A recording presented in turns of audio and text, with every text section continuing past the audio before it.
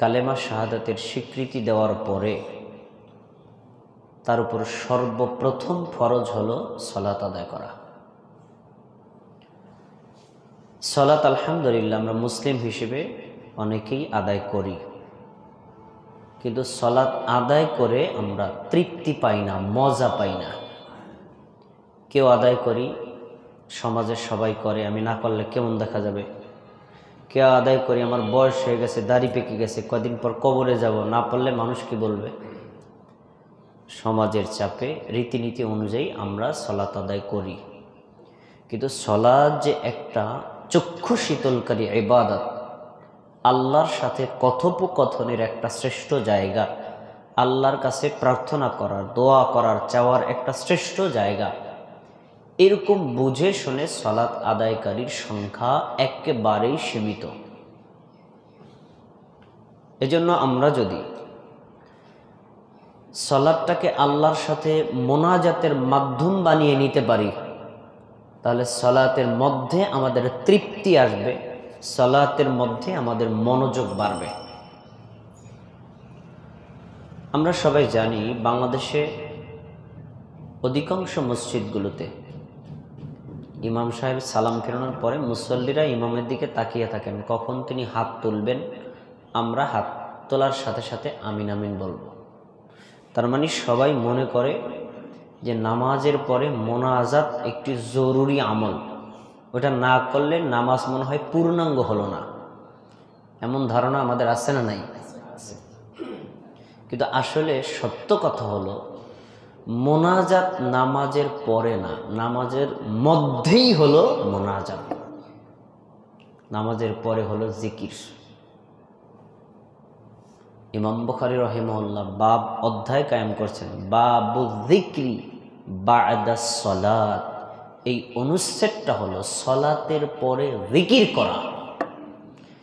তাহলে জিকির হবে সালাতের পরে, মোনাজাত হবে সালাতের মধ্যে। তো সালাতের মধ্যে আবার মোনাজাত হয় কিভাবে? সালাতের মধ্যে মোনাজাত হয়, বুখারীতে স্পষ্ট একটা হাদিস আছে। আমি আগে কোরআনের একটা আয়াত আপনার সামনে পেশ করছি, সূরা তাহা 14 নম্বর আয়াত। আল্লাহ বলছেন, ইন্নানি আনাল্লাহ, নিশ্চয়ই আমি হলাম আল্লাহ, লা ইলাহা ইল্লা আনা, আমি ব্যতীত সত্য কোনো ইলাহ নেই, ফা'বুদুনি, তাই তোমরা একমাত্র আমারই ইবাদত করো। এরপর বলছেন, ওয়া আকিমিস সালাতা লিযিকরি, আরে আমাকে স্মরণ করার জন্য, আমার জিকির করার জন্য, আমার সাথে কথোপকথনের জন্য, আমার সাথে মোনাজাতের জন্য সালাত কায়েম করো। তাহলে আল্লাহকে স্মরণ করার, আল্লাহর জিকির করার, আল্লাহর সাথে কথা বলার, আল্লাহর সাথে সম্পর্ক স্থাপন করার সবচেয়ে শ্রেষ্ঠ মাধ্যম হলো সালাত। আয়াত বললাম, এবার হাদিস। সহিহ বুখারী হাদিস নাম্বার 405। আনাস ইবনে মালিক রাদিয়াল্লাহু আনহু বলেন, নবী সাল্লাল্লাহু আলাইহি ওয়াসাল্লাম বলছেন, ইন্না আহাদাকুম ইযা কামা ফি সালাতি, তোমাদের মধ্যে কেউ যখন নামাজে দাঁড়ায়, আল্লাহু আকবার বলে দাঁড়ায়, ফাইন্নাহু ইউনাজি রাব্বাহ, আল্লাহু আকবার বলার পর থেকে শুরু করে সালাম পর্যন্ত সে আল্লাহর সাথে মোনাজাতে লিপ্ত হয়ে যায়। সুবহানাল্লাহ। মাইকের অপারেটরকে ওই ইকোটারে বন্ধ করে দেন, আপনারা শুনতে সমস্যা হবে। কথাগুলো একটু মনে, আমি হাদিসটা আবার বলছি, তোমাদের মধ্যে কেউ যখন নামাজে দাঁড়ায় তখন সে আল্লাহর সাথে মোনাজাতে লিপ্ত হয়ে যায়। তাহলে মোনাজাত কি নামাজের মধ্যে না পরে? এই কথা আমরা বেশিরভাগ মুসলিম বুঝি না। যদি এইটুকু বুঝতাম তাহলে সালাতের তৃপ্তি আমরা সবাই পেয়ে যেতাম। প্রথম শিরোনামের একটা কথা। এখন প্রশ্ন, সালাত যে মোনাজাত, সালাতের মধ্যে আল্লাহর সাথে মোনাজাত করা যায়, তো প্রথম শুনলাম, কেমনে মোনাজাত করব? আপনাকে আমি একটু স্মরণ করিয়ে দিচ্ছি। আল্লাহু আকবার বলে আপনি সালাত শুরু করলেন, আসসালামু আলাইকুম রহমতুল্লাহ, আসসালামু আলাইকুম রহমতুল্লাহ বলে সালাত শেষ করলেন। আপনি এই আল্লাহু আকবার বল থেকে সালাম পর্যন্ত যতগুলো দোয়া পড়েছেন, যতগুলো কেরাত পড়েছেন, আপনি প্রত্যেকটার অর্থ তালাশ করে দেখেন। প্রত্যেকটা আয়াতে, প্রত্যেকটা শব্দে আপনি আল্লাহর সাথে মোনাজাত করছেন। আমি আজ সংক্ষিপ্তভাবে একটা না নামাজে আমরা যা পড়ি তার অর্থগুলো বলে যাব। আপনি স্বীকৃতি দিতে বাধ্য, মোনাজাত নামাজের পরে নয়, নামাজের মধ্যেই করতে হয়। দেখেন আমি আপনাকে বলছি, আল্লাহু আকবার, হাত বেঁধে নিলাম। আল্লাহু আকবার বলার পরে আমরা কি বলি ভাই বলেন তো সবাই? সানা। সানা এটা আরবি শব্দ। সানা শব্দের অর্থ হলো আল্লাহর প্রশংসা, আল্লাহর গুণগান করা। তো সানা বলতে আমরা বুঝি একটাই, সুবহানাকাল্লাহুম্মা বিহামদিকা ওয়া তাবারাকা ইসমুকা ওয়া তাআলা ওয়া লা ইলাহা গায়রুক, এটি তো জানি, তাই না? কিন্তু না, হাদিসে 7টা সানা বর্ণিত হয়েছে। 7টা সানা, একটা না। আমি আপনাকে 2টা সানা শোনাবো, যেটা আমাদের সমাজে প্রচলিত, সেটা সহিহ। আমি এটা প্রথমে বলছি, সুবহানাকাল্লাহুম্মা ওয়া বিহামদিকা, হে আল্লাহ আপনি আপনার প্রশংসার সাথে পবিত্র, ওয়া তাবারাকা ইসমুকা আপনার নামটা হলো বরকতময়, ওয়া তাআলা জাদ্দুকা আপনার মর্যাদা হলো সবার ঊর্ধ্বে, ওয়া লা ইলাহা গায়রুকা আপনি ব্যতীত আর কোনো ইলাহ নাই। বলেন এগুলো কি আল্লাহর মর্যাদা, আল্লাহর ঘোষণা, আল্লাহর সম্মান, আল্লাহর প্রশংসা, আল্লাহর সাথে কথোপকথন কিনা? অবশ্যই। এবার আহলুল হাদিসরা যেটা পড়ে সেটা বলছি, আল্লাহুম্মা বাঈদ বাইনি ওয়া বাইনা খাতায়ায়া কামা বা'আদতা বাইনাল মাশরিকি ওয়াল মাগরিব। আল্লাহ আমার থেকে আমার পাপকে আপনি সেই রকম দূরে সরিয়ে দেন, পূর্ব থেকে পশ্চিমকে যেরকম দূরত্ব সৃষ্টি করে দিয়েছেন। পূর্ব থেকে পশ্চিম যেমন দূরত্ব, আমার থেকে আমার পাপগুলোকে আপনি তত দূরত্বে সরিয়ে দিন, মানে আমার পাপ ক্ষমা করে দিন। আল্লাহুম্মা গসিল খাতায়া কামা ইউনাক্কাস সাওবুল আবয়াদু মিনাদ দানাস। আল্লাহ সাদা কাপড়কে ময়লা থেকে যেভাবে পরিষ্কার পরিচ্ছন্ন করা হয়, আপনি আমার পাপগুলো ধুয়ে মুছে সেইভাবে পরিষ্কার করে দিন। সুবহানাল্লাহ। আল্লাহুম্মা গসিল খাতায়া বিল মাই ওয়াস সালজি ওয়াল বারাদ। হে আল্লাহ আপনি আমার পাপগুলোকে পানি, বরফ, শিশির দ্বারা ধুয়ে পরিষ্কার করে দিন। সুবহানাল্লাহ। পুরো সানার অর্থ কি?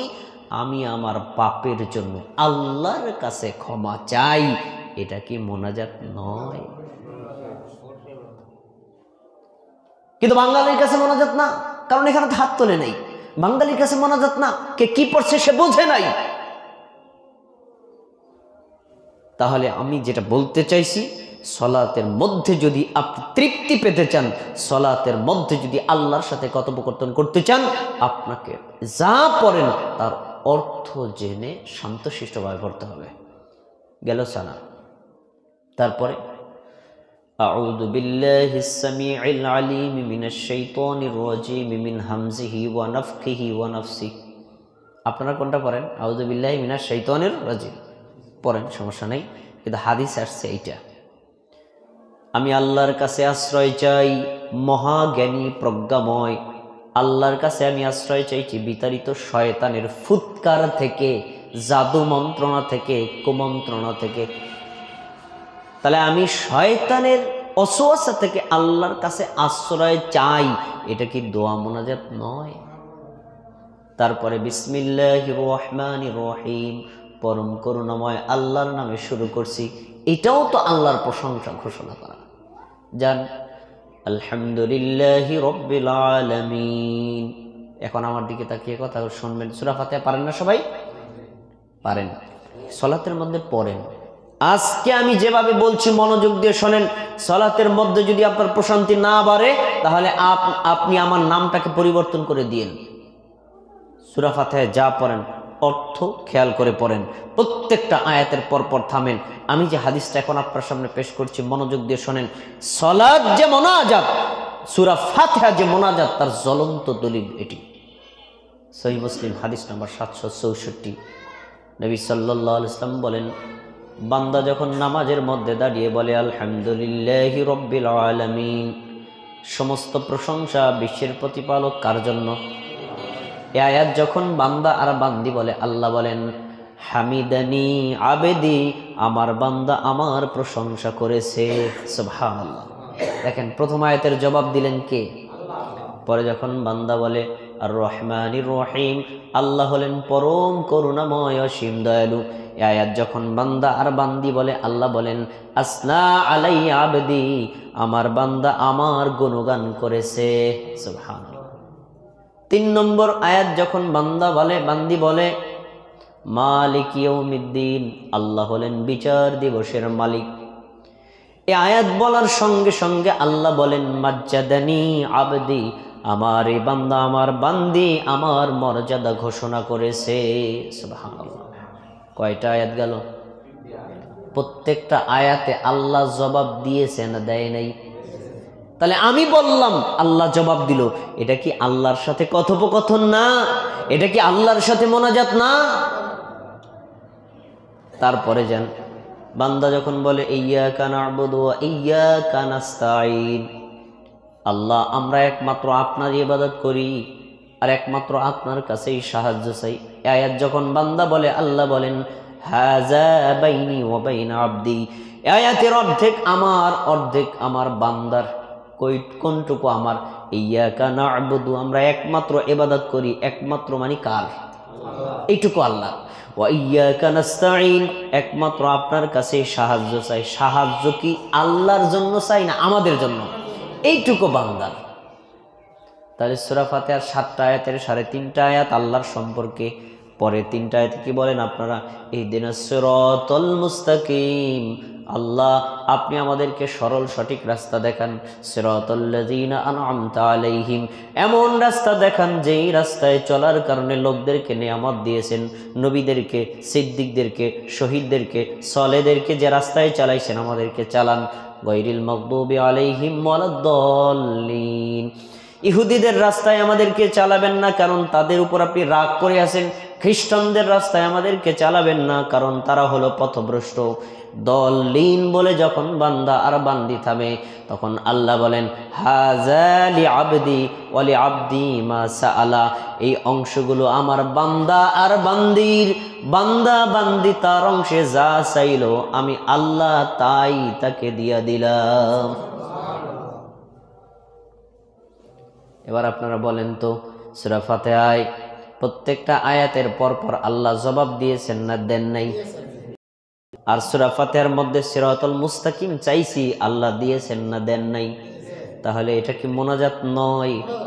না, মোনাজাত হয়নি তো, হাত তোলেন নাই। না, মোনাজাত হয় না তো, ইমাম সাহেব হাত তোলে নাই। না, মোনাজাত হয় নাই তো, সবাই হাত তোলে নাই। বাঙালির বুঝ আর ইসলামের বুঝ কত পার্থক্য! এজন্যই তো সালাত শুরু মানে আল্লাহর সাথে আমার যোগাযোগ শুরু হয়ে গেছে। আমরা কয়জন এইভাবে সালাত আদায় করি? আচ্ছা, সূরা ফাতিহার মধ্যে যে আমরা কিছু চেয়েছি, এজন্যই তো আমরা শেষে কি বলি? আমিন। আল্লাহ আমরা যা চাইলাম আপনি তা কবুল করে নেন। তাহলে আমিন বলা কি উপকার না ক্ষতি? উপকার না? আল্লাহ সূরা ফাতিহার মধ্যে যা চাইছে আপনি কবুল করে নেন। কিন্তু কিছু মানুষ আমিনটারে বানাইছে শত্রুর মাধ্যম। কেউ আস্তে বলে বলুক, কেউ জোরে বলে বলুক, কারোর সাথে কোনো ঝগড়া না করে যার যার মতো যদি বলে কোনো সমস্যা নাই। কিন্তু যখন কেউ জোরে আমিন বলবে তার সাথে আপনি কিলাকিলি শুরু করলেন, মানে শত্রুতা তার সাথে না, নবী যে আমিন বলতে বলেছেন সেই নবীর বিরুদ্ধে আপনার শত্রুতা শুরু হয়ে গেছে। আপনি কি জানেন এই আমিন শব্দটার ওজন কতটুকু? দেখেন আপনাকে আমি ওজন বলি। একটা শব্দ মাত্র, আমিন, মাত্র একটা শব্দ। নবী সাল্লাল্লাহু আলাইহি ওয়াসাল্লাম বলছেন কেউ যদি সূরা ফাতিহা পড়ার পরে আমিন বলে, তখন সে যখন আমিন বলে, ইমাম আমিন বলল, মুক্তাদিও আমিন বলল, ওই সময় আসমানের ফেরেশতারাও আমিন বলে। ইমামের আমিন, মুক্তাদির আমিন, আসমানের ফেরেশতাদের আমিন, 3 গ্রুপের আমিন যদি মিলে যায়, তাহলে ওই বান্দা আর বান্দির পূর্ববর্তী সব পাপ ক্ষমা করে দেওয়া হয়। ছোট্ট একটা শব্দ, আপনি তো মনে করেছেন এটা তো কোনো মূল্য নাই, কিন্তু আল্লাহর কাছে দাম কত দেখেছেন? তো যেই শব্দ বললে আল্লাহ গুনাহ ক্ষমা করে, এই শব্দটা বললে মুসল্লিদের বিরুদ্ধে আমরা শত্রুতা করি, তাহলে আমি কি মুসলমান? আমিন বললেন। এরপরে বিসমিল্লাহির রহমানির রহিম বলে অন্য একটা সূরা পড়লেন। তারপরে আল্লাহু আকবার বলে রুকুতে গেলেন। এই যে দেখেন মোনাজাত করতেছি, তার প্রমাণ আপনাকে দেখাচ্ছি। আল্লাহু আকবার বলে রুকুতে গেলাম। আমরা খুব তাড়াহুড়ো করে রুকু করি, রুকুর তাসবিহ পড়ি, কিন্তু কি পড়ছি কেউ অর্থ জানি না। রুকুতে গেলাম, রুকুতে আমরা কি পড়ি সবাই বলেন তো? সুবহানা রাব্বিয়াল আযীম। কিন্তু আমরা তো এভাবে বলি না, সুবহানাল্লাহ। এই তো বান্দা কি বুঝবে? সে রুকুতে গিয়ে আল্লাহর মহানত্ব ঘোষণা করছে, সুবহানা রাব্বিয়াল আযীম, আমি পবিত্রতা ঘোষণা করছি সেই সুমহান আল্লাহর। এই শব্দটা কত বড়! সে সুবহানাল্লাহ এমনি বলছে, সে সালাতের তৃপ্তি পাবে কোথায়? আর রুকুর তাসবিহ কি শুধু একটাই? আমি 6টা তাসবিহ পেয়েছি রুকুর তাসবিহ। তার ভিতরে আপনাকে আমি 3টা তাসবিহ শোনাই, অর্থগুলো শুনে আপনারা চিন্তা করবেন। সালাত যে শ্রেষ্ঠ মোনাজাত, তার প্রমাণগুলো আপনাকে দেখাই। রুকুতে গেলেন, নবী সাল্লাল্লাহু আলাইহি ওয়াসাল্লাম কখনো কখনো রুকুতে গিয়ে বলতেন, আল্লাহুম্মা লাকা রাকাতু ওয়া বিকা আমানতু ওয়া লাকা আসলামতু খাশা লাকা সামঈ ওয়া বাসারি ওয়া মুখি ওয়া আযমি ওয়া আসাবি। আল্লাহ, আমি আপনার সামনে রুকু করলাম, আপনার উপর ঈমান আনলাম, আপনার সামনে মাথা নত করলাম, আমার চেহারা, আমার মাথা, আমার মগজ, আমার শিরা উপশিরা সবই আপনার সামনে অবনত হলো। সুবহানাল্লাহ, কি বিনয়ের বাক্য! আমরা এগুলো বলি না। তারপরে আরেকটা আছে, সুবহানাকাল্লাহুম্মা রব্বানা ওয়া বিহামদিকা আল্লাহুম্মা গফিরলি। হে আল্লাহ, আপনি আপনার প্রশংসার সাথে পবিত্র, হে আল্লাহ আপনি আমার পাপ ক্ষমা করে দিন। রুকুর মধ্যে গিয়ে নবী সাল্লাল্লাহু আলাইহি ওয়াসাল্লাম এটা পড়েছেন। আপনারা আমাকে বলেন তো, আল্লাহুম্মা গফিরলি, হে আল্লাহ আপনি আমাকে ক্ষমা করে দিন, এটা কি দোয়া নয়? এটা কি মোনাজাত নয়? না, মোনাজাত তো হয় নাই, হাত তো তোলেন নেই। গেল রুকু। এবার রুকু থেকে উঠলেন, সামি আল্লাহু লিমান হামিদাহ। সামি আল্লাহু লিমান অর্থ কি? সামি আল্লাহু লিমান হামিদার অর্থ হলো, যে আল্লাহর প্রশংসা করে আল্লাহ তা শুনতে পায়। যখনই ইমাম এই বাক্যটা বলে তখন মুক্তাদিদের বলা উচিত কি? রব্বানা লাকাল হামদ, হে আমাদের রব, আমরা আপনার প্রশংসা করছি। কেন? আপনি প্রশংসা করলে শুনতে পান, তাই প্রশংসা করছি। কমপক্ষে এতটুকু বলতেই হবে। রুকু থেকে দাঁড়ানোর পরে এটাকে বলা হয় তাহমিদ। শুধুমাত্র এতটুকুই নয়, তাহমিদ আরো বড় শব্দে আছে। নবী সাল্লাল্লাহু আলাইহি ওয়াসাল্লাম মাঝে মাঝে এভাবে বলতেন, রব্বানা লাকাল হামদ হামদান কাসীরান তাইয়িবান মুবারাকান ফি, হে আমাদের রব, আপনার জন্য সমস্ত প্রশংসা, অনেক পরিমাণ প্রশংসা, পবিত্র প্রশংসা, বারাকাতময় প্রশংসা। এভাবে নবী সাল্লাল্লাহু আলাইহি ওয়াসাল্লাম তাহমিদ পাঠ করতেন। এক সাহাবী এটা পড়েছেন, নবী সাল্লাল্লাহু আলাইহি ওয়াসাল্লাম বলছেন, সাহাবী তুমি দেখো নাই, আমি দেখেছি 30 জন ফেরেশতা প্রতিযোগিতা করতেছে তোমার এই বাক্যগুলো লিখে আল্লাহর আরশে কে আগে পৌঁছে যাবে। সুবহানাল্লাহ। এরপরে আরো আছে, রব্বানা লাকাল হামদ মিল আস-সামাওয়াতি ওয়া মিল আল আরদি ওয়া মিল আমা বাইনাহুমা মা শি'তা মিন বা'দু। আল্লাহ, সমস্ত আসমান পূর্ণ প্রশংসা আপনার জন্য, 7 জমিন পূর্ণ প্রশংসা আপনার জন্য, আসমান জমিনের বাইরে যা কিছু আছে আপনি যত ইচ্ছা করেন সেই পরিমাণ প্রশংসা আপনার জন্য। সুবহানাল্লাহ, কি চমৎকার বাক্য দিয়ে আমরা আল্লাহর তাহমিদ পাঠ করি, কিন্তু এগুলো তো আমরা জানিও না, আর জানলেও অর্থের দিকে কোনো খেয়াল করি না। তো সালাত আপনি কিভাবে তৃপ্তি পাবেন? আচ্ছা, এবার রুকু থেকে উঠলেন, সাজদায় চলে যান সাজদায়, আল্লাহু আকবার বলে সেজদায় গেলেন। সেজদায় যাওয়ার পরে আমরা কি পড়ি? সুবহান রাব্বিয়াল আ'লা। এটি সহি পড়ে, কিন্তু আমরা তো শান্তশিষ্টভাবে পড়ি না, সুবহানাল্লাহ সুবহানাল্লাহ সুবহানাল্লাহ। তো মজা পাবেন কিভাবে? আপনি যে আল্লাহর সাথে কথা বলতেছেন, এভাবে পড়লে কখনো মজা পাওয়া যাবে না। শান্ত শিষ্টভাবে অর্থের দিকে মনোযোগ দিয়ে পড়েন, সালাতের তৃপ্তি অবশ্যই পাবেন। শুধুমাত্র এইটুকু, হাদিসে আমি 9টা তাসবিহ পেয়েছি। আমাদের নবী সাল্লাল্লাহু আলাইহি ওয়াসাল্লাম এই সাজদার মধ্যে গিয়ে 9টা তাসবিহ পড়েছেন, কখনো এক এক সময় এক একটা পড়েছেন। আপনি এক এক সময় পড়েন, দেখবেন সলাতের মধ্যে তৃপ্তি পাবেন। যা পড়ছেন অর্থ বুঝে পড়েন, অবশ্যই সলাত আপনার কাছে মজা এবং আনন্দদায়ক ইবাদত হবে। তার ভিতরে একটা আছে আল্লাহুম্মা লাকা সাজাদতু অবিকা আমানতু, আল্লাহ আমি আপনাকে সেজদা করলাম। দেখেন শব্দগুলো কি, আপনাকে সেজদা করলাম, অবিকা আমানতু আপনার উপর ঈমান আনলাম, ওয়ালাকা আসলামতু আপনার সামনে আমি মাথা নত করলাম। সাজাদা ওয়াজহি লিল্লাযী খলাকাহু ওয়া সাওয়ারাহু ওয়া শাক্কা সামআহু ওয়া বাসারা, আমার সেই চেহারা আপনার সামনে সেজদা করলো, যেই চেহারাটা আপনি সৃষ্টি করেছেন, যেই চেহারায় আপনি কান সৃষ্টি করেছেন, যেই চেহারায় আপনি চোখ সৃষ্টি করেছেন।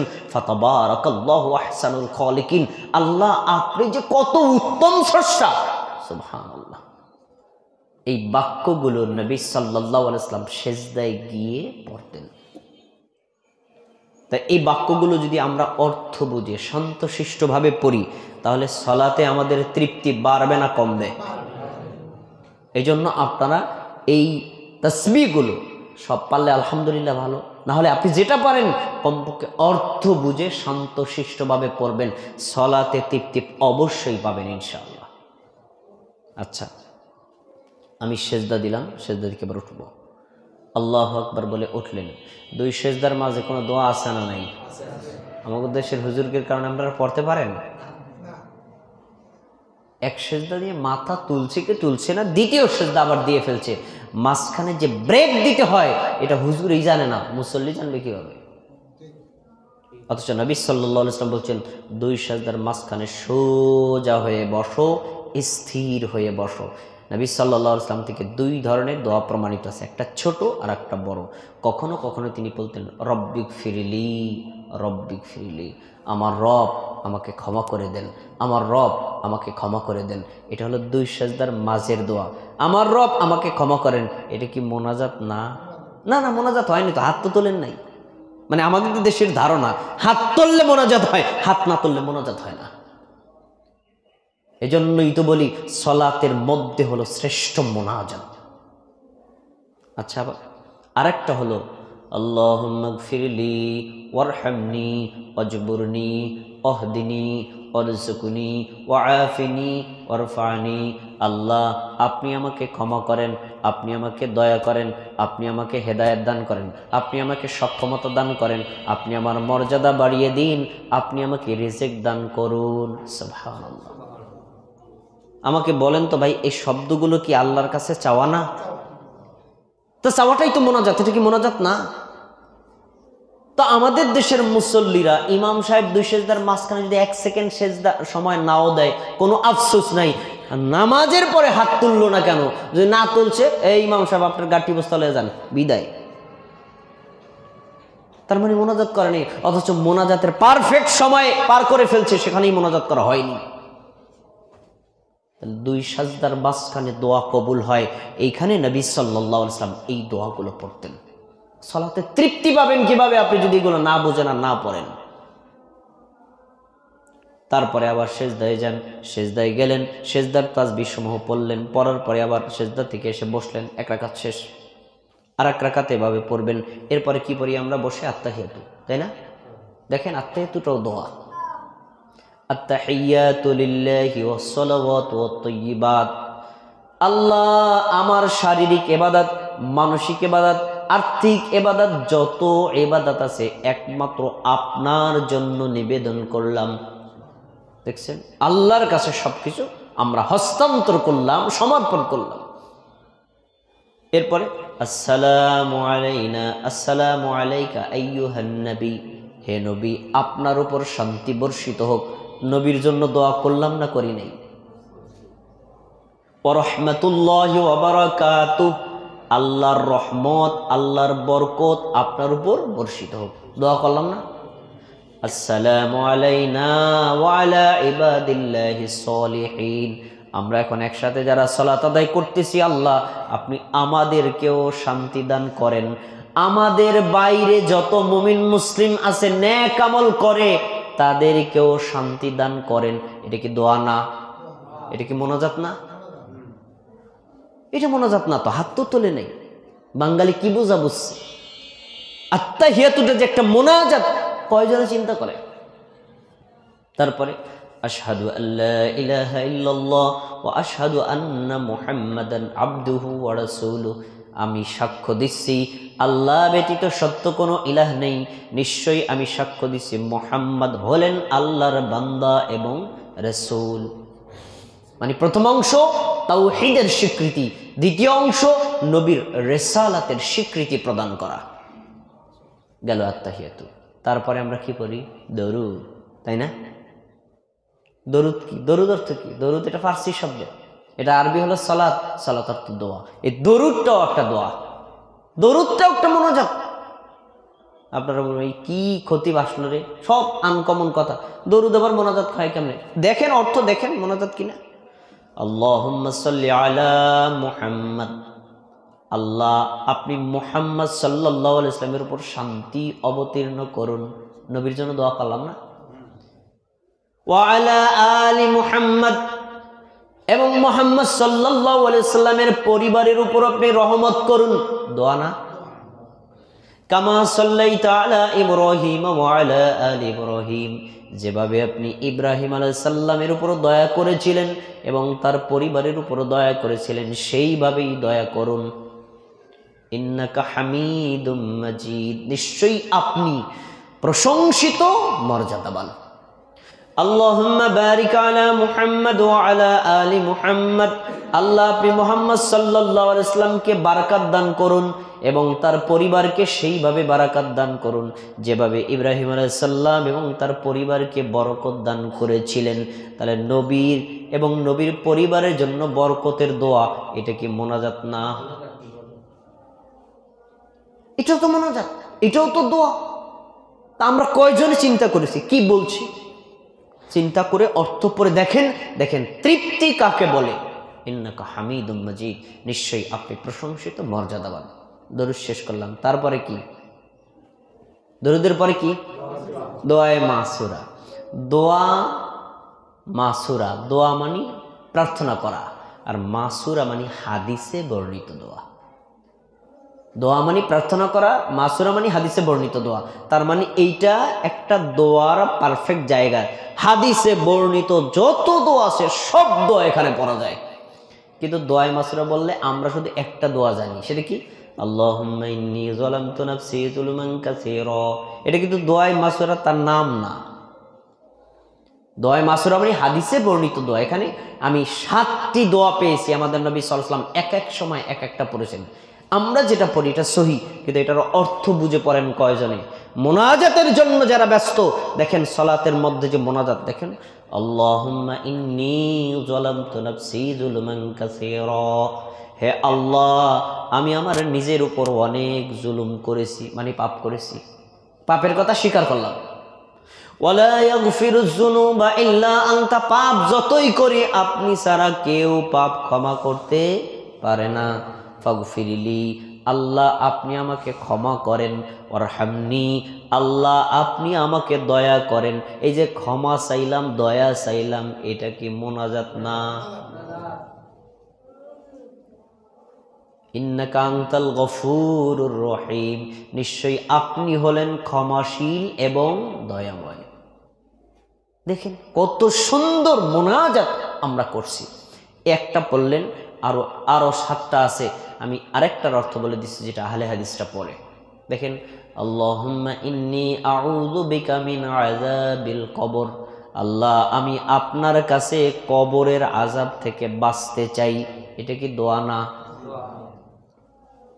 আল্লাহুম্মা ইন্নী আউযু বিকা মিন আযাবিন নার, আল্লাহ আমি আপনার কাছে জাহান্নামের শাস্তি থেকে বাঁচতে চাই। মোনাজাত না? আল্লাহুম্মা ইন্নী আউযু বিকা মিন ফিতনাতি মাসিহিদ দাজ্জাল, আল্লাহ আমি আপনার কাছে দাজ্জালের ফিতনা থেকে আশ্রয় চাই। মোনাজাত না? আল্লাহুম্মা ইন্নী আউযু বিকা মিন ফিতনাতিল মাহইয়াই ওয়া ফিতনাতিল মামাত, আল্লাহ আমার জীবনের ফিতনা থেকে আশ্রয় চাই, আমার মরণের ফিতনা থেকেও আশ্রয় চাই। মোনাজাত না? আল্লাহুম্মা ইন্নী আউযু বিকা মিনাল মাআসামি ওয়াল মাগরামি, আল্লাহ আমি ঋণ থেকে বাঁচতে চাই আর আমি আপনার কাছে পাপ কাজ থেকে আশ্রয় চাই। মোনাজাত না? তো আমার দেশের হুজুররা যদি আতায়াতুলিল্লাহি ওয়া সালাওয়াতু করতে বলে আল্লাহুম্মা সাল্লি আলা মুহাম্মদ আল্লাহুম্মা বারিক আলা আল্লাহুম্মা ইন্নী যালামতু নাফসি যুলমান কাসীরা, খুব তাড়াহুড়ো করে পড়ছে, ওদের তো দোয়া মাসুরা মুসল্লি অর্ধেক পড়তে পারে নাই। সালাম ফেরানোর পরে কোন মুসল্লির অভিযোগ ইমামের দিকে নাই, কিন্তু হাত তুললো না কেন এই অভিযোগ শুরু হয়ে গেছে। হুজুর হাত তুলে মোনাজাত করলেন না কেন? কিন্তু এর আগে যে মোনাজাতের পারফেক্ট সময়টা চলে গেছে, কোন মুসল্লির খবর নাই। এজন্য বলা হয় বাঙালি জাতি এমন এক জাতি, পিছন দিক দিয়ে যদি হাতিও যায় কোনো আফসোস নাই, সামনে যদি শুই যায় তাহলে আপনার অ্যাকশন শুরু হয়ে যায়।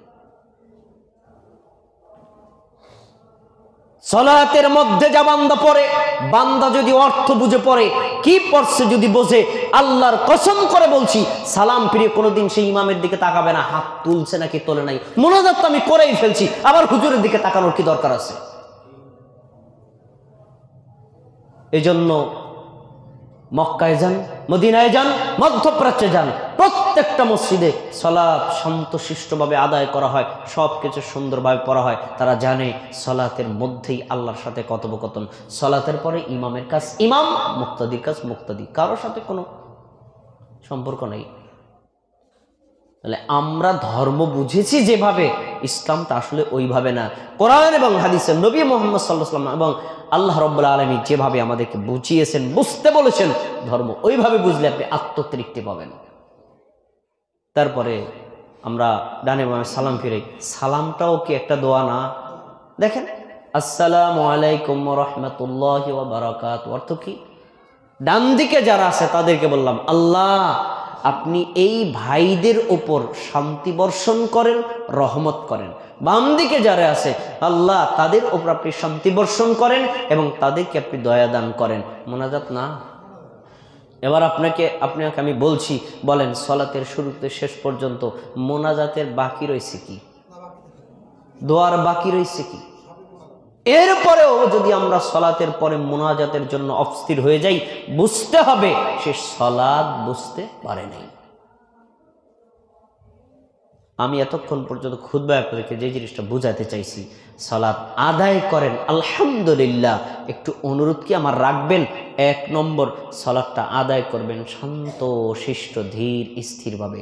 2 নম্বর, যা পড়েন একটু অর্থটা জানার চেষ্টা করবেন। এই 2টা কাজ যদি করেন, নামাজে যদি আপনি আগের থেকে বর্তমানে তৃপ্তি বেশি না পান, আমি মাদারী পত্রিকা আসছি শহীদুল ইসলাম, আমার নাম আপনি পাল্টে ফেলবেন। জান, যদি সালাতের মধ্যে আপনি মজা না পান, তাহলে পুরো সালাতটাই আল্লাহর সাথে কথোপকথনের একটা শ্রেষ্ঠ মাধ্যম। এজন্যই তো নবী হাদিসে বলেছেন, ইদা কামা ফি সালাতিহি ফাইন্নাহু ইউনাজি রাব্বা, তোমাদের মধ্যে কেউ যখন নামাজে দাঁড়ায়, তখন সে নামাজে দাঁড়ানো থেকে সালাম পর্যন্ত আল্লাহর সাথে মোনাজাতে লিপ্ত হয়ে যায়। তাহলে এখন থেকে আমরা সালাতে যা পড়ব, অর্থ বুঝে ধীর স্থিরভাবে পড়ব তো ইনশাআল্লাহ। পুরো সালাতটাই যে আল্লাহর সাথে কথোপকথন, আমাদের জন্য চাওয়া পাওয়া, এটাকে আজকে আপনারা বুঝতে পেরেছেন না? তাহলে এখন থেকে আপনারা এটাকে লালন করার চেষ্টা করবেন, বলেন ইনশাআল্লাহ। প্রিয় ভাই, এই যে অর্থগুলো বললাম, এটা আমার একদিনের জানাশোনা না। আমি দাওরায়ে হাদিস করেছি কওমি মাদ্রাসা থেকে, আলিয়া মাদ্রাসা থেকে কামিল পাশ করেছি হাদিস নিয়ে, মানে 2 দিক থেকে ডাবল মাওলানা। তারপরেও আমি নামাজের শুরু থেকে শেষ পর্যন্ত যা পড়ি তার অর্থ জানি না। খেয়াল করে শুনুন, তারপরেও জানি না। কিন্তু কোন একটা কারণে আমি নিজে জানি না, নিজের ভিতরে একটা প্রশ্ন জাগছে, আচ্ছা আমি তো একজন আলেম, নামাজের মধ্যে যা পড়ি তার অর্থ কি আমি জানি? আমার কাছে এই প্রশ্ন নিজের কাছে আসছে, না জানি না, তাহলে আমার জানতে হবে।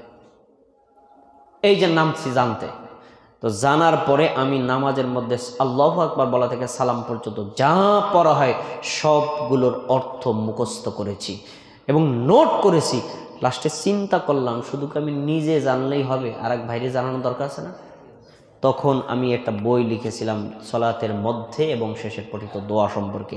এখানে একদম আল্লাহু আকবার বলা থেকে সালাম পর্যন্ত যা পড়েন সবগুলোর আরবি বাংলা উচ্চারণ অর্থসহ লিখেছি, যাতে একজন বান্দা একজন বান্দি সলাত আদায় করলে সে তৃপ্তি সহকারে সলাত আদায় করতে পারে। এই জন্য আপনাদের অনুরোধ রইল যে সলাত আদায় করার জন্য অর্থ যা পড়েন এগুলো বিশুদ্ধভাবে জানার চেষ্টা করবেন, এবং যা পড়বেন কোনোভাবে কোনো জায়গাতে তাড়াহুড়া করা যাবে না। আমি একটা ছোট্ট একটা কথা বলে অন্য একটা প্রসঙ্গে কথা বলবো, শুনুন। বেশি ইবাদত করলে আল্লাহ খুশি, না নবী যতটুকু করেছেন ততটুকু করলে খুশি? এই সূত্র কিন্তু আমাদের দেশের জনগণ বোঝে না। আল্লাহ বলছেন কি, তোমাদের জীবন আর মৃত্যু আল্লাহ কেন সৃষ্টি করেছেন?